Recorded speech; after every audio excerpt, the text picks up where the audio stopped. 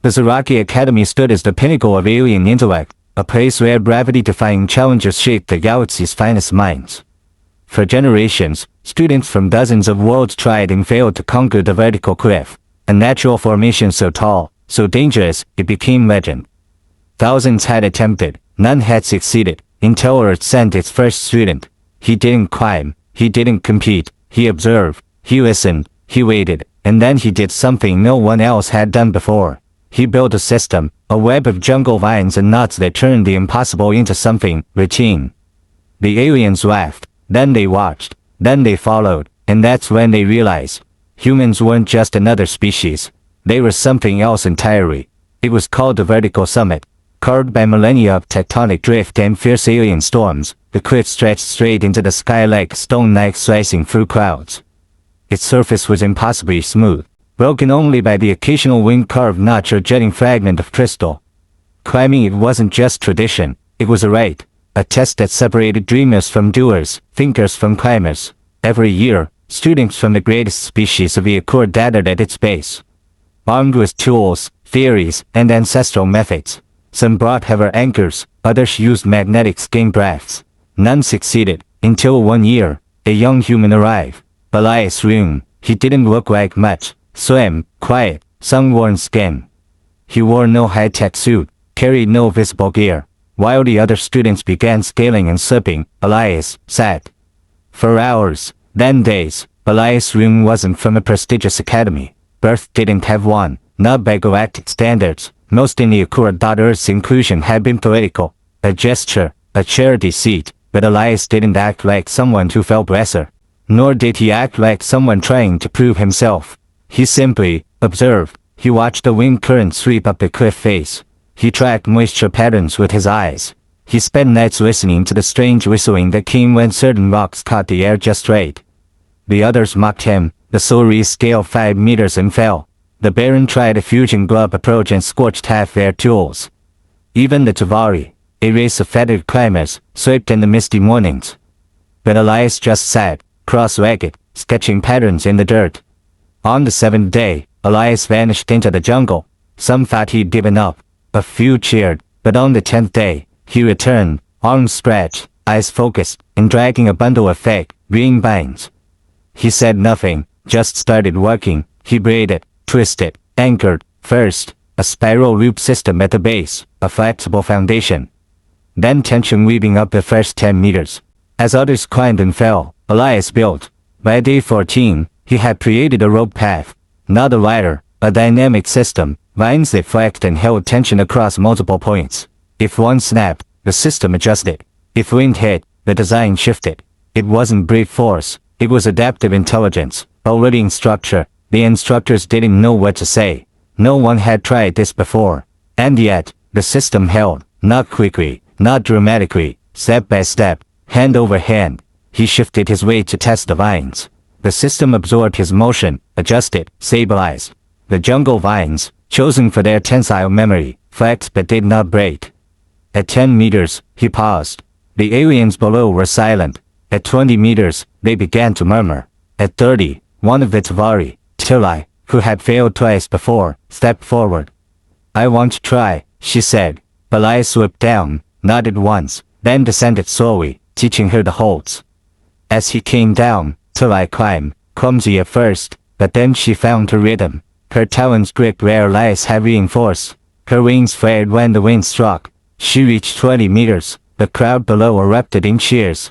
Not because she had climbed, but because she had learned. Within a week, a dozen others had climbed the system. Some added adjustments. One species wrapped the vines with magnetic filaments.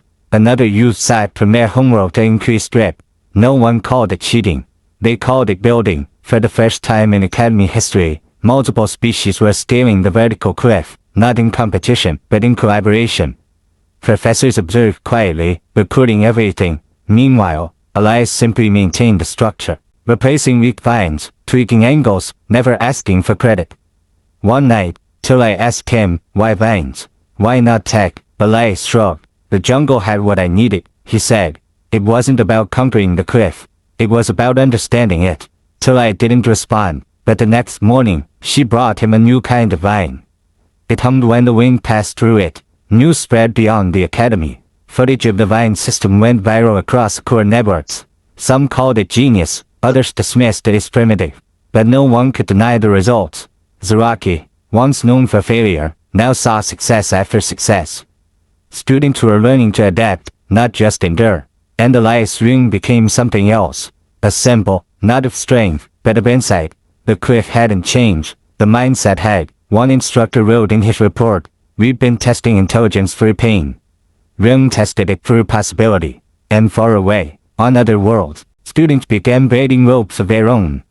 They occurred some in Elias, a rare event. Students didn't get called to speak before the Central Academic Council, especially not first years.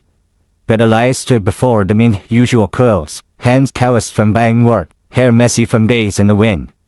They asked him one question: "Why didn't you climb it yourself?" He looked at them, puzzled.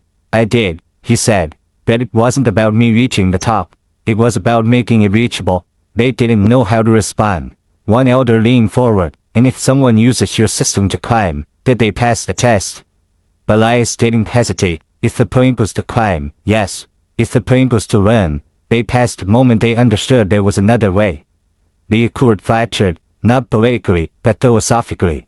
Old institutions struggled with the implications of Elias's methods. If a student didn't suffer to learn, was the learning still valid? Was difficulty the measure of worth? Some academies embraced the system, others banned it entirely. A new discipline emerged: structural insight engineering. Ring was listed as its unintentional founder, but Elias wasn't interested in titles. He declined interviews, awards, even teaching positions.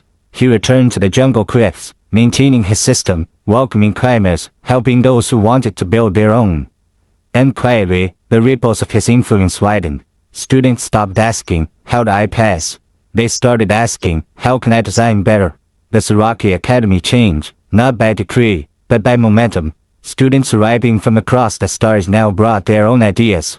Rope systems, hoverpath hybrids, collaborative pulley lines. Some failed spectacularly, others revolutionized access, but all were shared, debated, refined. Elias began mentoring from the shadows, offering feedback, never dominating. And the vertical cliff, once a monument to personal glory, became a shared canvas. Instructors who once saw Elias as a curiosity now saw him as a catalyst. Tulai, now a senior student, stood beside him one evening and said, "You didn't just build a rope system." Elias smiled. "You built a new kind of academy." They called themselves the purists. Not violent, not overt, but determined. They whispered through academic channels, wrote manifestos, lobbied the elders. Their argument was simple: if the solution is too easy, the lesson is lost. They dismantled buying systems on outer world campuses. They erased Elias's methods from certain syllabi. They began offering authentic climbs and dismissed the human designs as shortcuts. But every student who had touched the buying system knew better. It wasn't about ease, it was about access. So I returned to Zaraki and confronted the head of the purists herself. "You think this system made it easy?" She said. "It made it possible." Elias watched from afar. He had no desire to fight ideologies. His mission was never to win debates. So he sent a message, not to the councils, but to the students. A recording. In it, Elias stood at the base of a new cliff, taller, darker, on a storm-swept moon. "Some think what we built was a shortcut," he said. "But if a bridge brings more people across the river, was the river the test, or was the crossing?" He looked up at the cliff, then smiled, and began building again. The next generation didn't ask for permission. They rebuilt divine systems. They improved them, added stabilizers, integrated their species materials. One species built a crystal thread version, another fused it with sonic anchors. Soon, entire academies began designing hybrid obstacles, not just to be climbed, but to be understood. Tulai now led a teaching team, not at Zaraki, but on the floating campus above a gas giant, where the only way to survive was to collaborate. And there, above turbulent skies and boiling clouds, she taught them. Rim didn't build a tool, he built a way of thinking. It came from the outer systems, faint, fragmented, then suddenly everywhere. Distress beacons, civilizations going dark, planets with no known tectonic activity splitting open. Mining colonies vanishing beneath the surface, space stations with walls warped as if twisted by invisible hands. No one knew what it was, only that it was spreading. and that nothing conventional could stop it. One name surfaced again and again in desperate queries. Can Elias Room help? The Galactic Accord convened in crisis. Elias arrived not in uniform, not with fleets, but with diagrams. He'd been studying the pattern for weeks. It's not an attack, he said, showing layered cross-sections of the affected systems. It's structural degradation from ancient private faults, long-forgotten architecture shifting beneath us. Entire planets weren't being invaded. They were unraveling. His solution, not weapons, not shields, ropes, nets, tension bridges, scaled up, system-wide. He proposed anchoring gravity stabilizer using dynamically adapted virus webs, built from local asteroid fields. The Accord blinked, but then, approved. It began with one team, then a dozen. Soon, every species was contributing. Engineers, artists, dreamers. They suspended structures between moons, anchored them to planetary crusts, laced dying stations with flexible shock-absorbing beams. They weren't building defenses, they were reading resilience. Everywhere, systems once doomed were now adapting, surviving. Just like the cliff, at the center of it all, Elias stood with grease-streaked hands, ripping one last node. Not to be remembered, but to prove that no problem is unsolvable, if you listen first. When the last stabilization net locked into place and the systems began to hum in harmony, Elias did something no one expected. He laughed, no ceremony, no press, just a handwritten note on recycled fiber, pinned to a wall in the orbital hub. Now it's your climb. By the time the Galactic Accord realized he was gone, Elias' ring was already deep within the spiral arms, webbing among nomadic terraformers, repairing old satellites with schoolchildren, sweeping under stars unnamed by cartographers. He never sought fame, only function, and where there was need, he wove. The Siraki Academy transformed. The vertical cliff was no longer a place of failure. It was a starting point. Students were now asked, how would you climb this? What would you build? Not to conquer it, but to share it. No two systems were alike. Some used crystal harmonics, others sculpted rift tunnels from wind. Room's principle became the foundation of a new educational model, creative problem empathy. Challenges across the galaxy shifted, from brute tests to design opportunities. And on 1,000 worlds, young minds still whispered the story. There was once a human who listened before he climbed. No one knew who tied the first one. A vine, looped twice, pulled through itself, then cinched.